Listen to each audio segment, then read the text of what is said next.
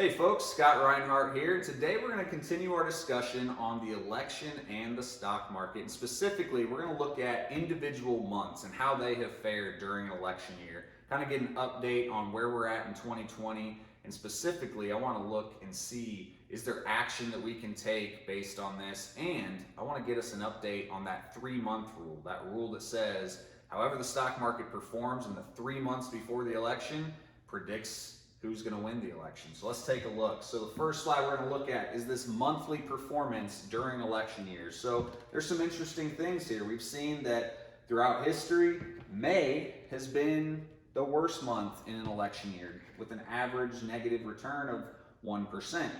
But then we look at September and October. This is kind of where we're at the moment. This is October of 2020.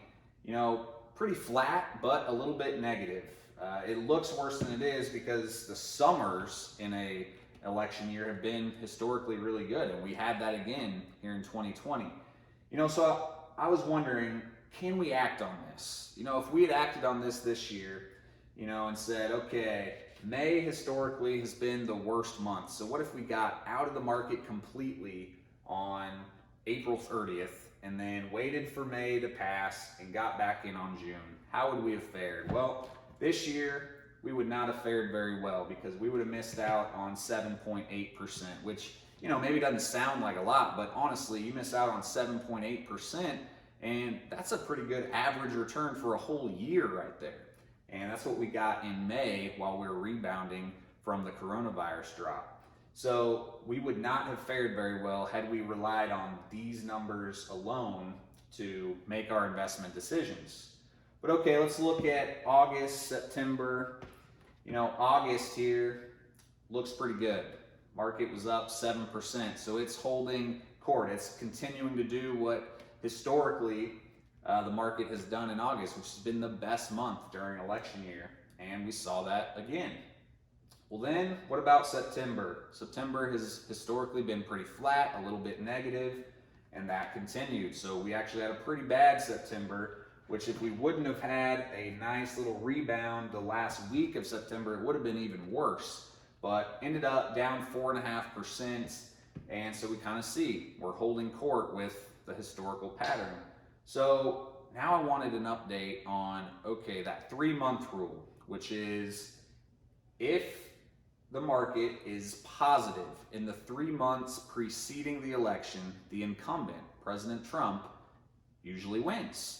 In fact, it's 87% of the time, it's going back to 1950, that this right here predicts who wins the election. If the market is negative during those 3 months, the incumbent loses. So Biden would win in that case. So let's take a look. Where are we at? August, we just talked about, was a great month. We got off to a great start there, but then September was down, and now October is really choppy. But right now, so far, market since the beginning of August is up about 4%, and now we just got to see what's going to happen the rest of October. So far, this is good news for President Trump.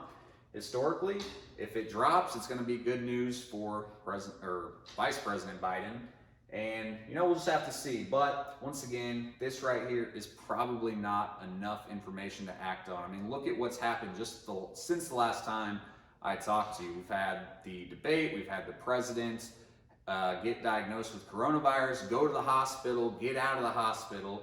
Yesterday, he tweeted that he was stopping any negotiations on a second stimulus package, and that kind of tanked the market in the afternoon. Well then, last night, he tweeted some more about wanting to get certain measures passed, and now today the market's back up. So it's going to be a choppy October. We know that. If you want help with how you should be invested right now, if you want someone to just walk you through that, tell you what we need to be doing, give us a call, 844-CARLSON, or come see us at carlsonfinancial.com. Thanks, and have a good rest of your day.